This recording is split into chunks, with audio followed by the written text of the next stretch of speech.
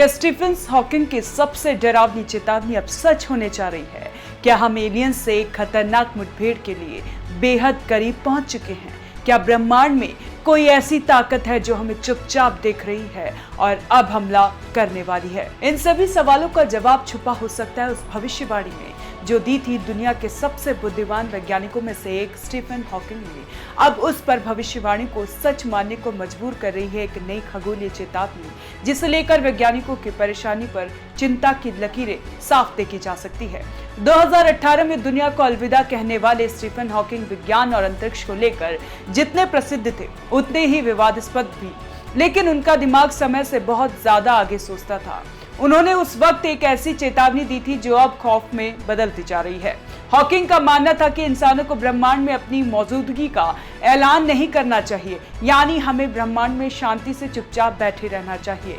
Aliens को अपनी खबर नहीं देनी चाहिए, क्योंकि अगर कभी किसी उन्नत एलियन सभ्यता ने हमसे संपर्क कर लिया तो परिणाम विनाशकारी हो सकते हैं। और अब 2025 की इस गर्मियों में जब वैज्ञानिकों ने एक रहस्यमयी खगोलीय वस्तु को पृथ्वी की ओर बढ़ते देखा तो एक बार फिर हॉकिंग की वही भविष्यवाणी सबको याद आ गई।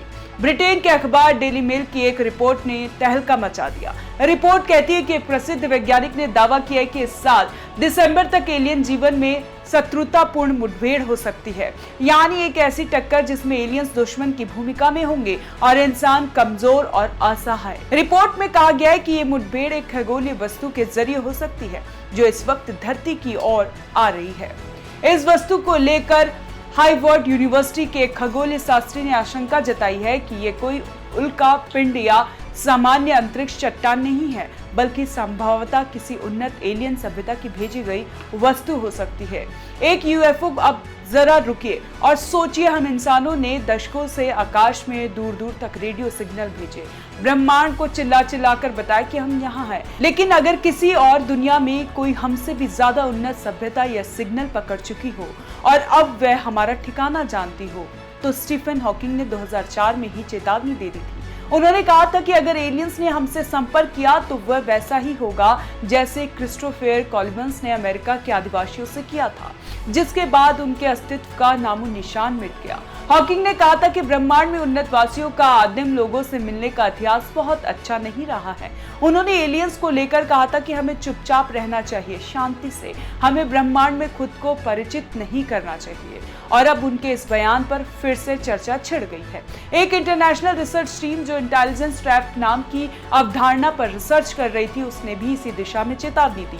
उन्होंने कहा कि अगर हम ज्यादा अधिक आत्मविश्वास हो गए और एलियंस से संपर्क साधने में सफल हो गए तो हो सकता है कि कोई दुष्ट एलियन सभ्यता हमें अपनी गुलामी में ले ले या हमें मिटा दे। वैज्ञानिक ने यह भी कहा कि हमें एलियंस को रेडियो सिग्नल भेजने से बचना चाहिए, बल्कि उल्टा हमें उनके भेजे गए संकेतों को सुनने की कोशिश करनी चाहिए, लेकिन खुद उन तक पहुंचना सीधे खतरे को न्योता देना है।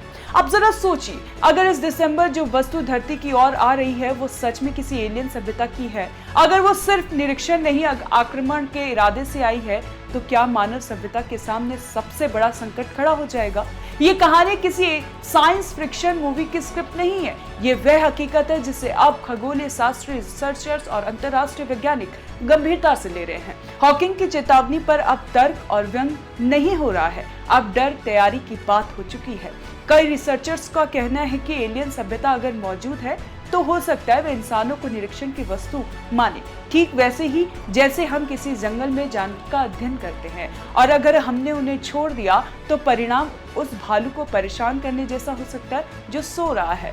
अभी तक किसी भी सरकार ने इस संभावित एलियन मुठभेड़ को लेकर आधिकारिक बयान नहीं दिया है, लेकिन खगोलीय वैज्ञानिक लगातार चेतावनी दे रहे हैं कि आने वाले महीनों में हमें एक रहस्यमयी घटना के लिए तैयार रहना चाहिए। कहीं ये सब कुछ हॉकिंग की भविष्यवाणी का अगला अध्याय तो नहीं?